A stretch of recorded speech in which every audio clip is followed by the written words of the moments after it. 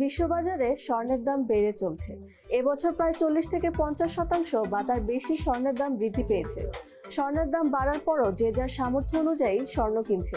এখন প্রশ্ন হলো, কত ক্যারেটের স্বর্ণ কিনতে হবে তা কিভাবে বুঝবো? চলুন জেনে নিই।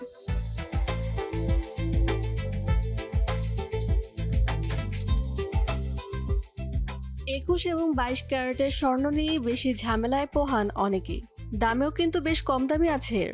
আসলে 21 এবং 22 দুই ক্যারেটের স্বর্ণই আসল এবং ব্যবহার উপযোগী, তবে এদের মধ্যে ধাতুর মিশ্রণ কম বেশি থাকে। গয়নায় স্বর্ণের বিশুদ্ধতা ক্যারেট দিয়ে পরিমাণ করা হয়, যেখানে 24 ক্যারেট সোনা 100% খাঁটি স্বর্ণ।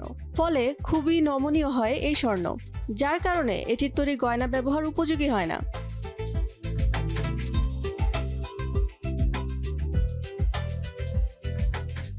21 ক্যারেট এবং 22 ক্যারেটের স্বর্ণের গয়না দুটোই আসল স্বর্ণ দিয়ে তৈরি, তবে তাদের বিশুদ্ধতার মাত্রায় পার্থক্য রয়েছে। 21 ক্যারেট সোনার বিশুদ্ধতার মাত্রা 87.5%, অর্থাৎ এতে 21 ভাগ সোনা এবং 3 ভাগ অন্যান্য ধাতু যেমন তামা বা রূপা থাকে, যা সোনাকে কম খাঁটি করে তোলে।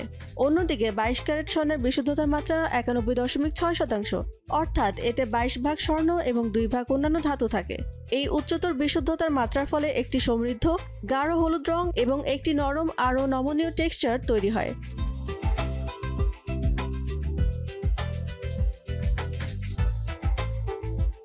স্বর্ণের পরিমাণ যত বেশি হবে, গয়না তত বেশি মূল্যবান হবে।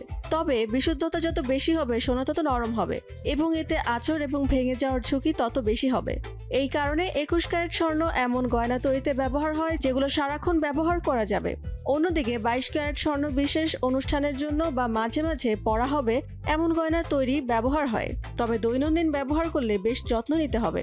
এটা মনে রাখা গুরুত্বপূর্ণ যে 18 ক্যারেট, 21 ক্যারেট এবং 22 ক্যারেট স্বর্ণ উভয় মূল্যবান এবং সুন্দর গয়না তৈরি করতে পারে, এবং পছন্দটি শেষ পর্যন্ত ব্যক্তিগত পছন্দ এবং পরিধানকারীর নির্দিষ্ট চাহিদার উপর নির্ভর করে।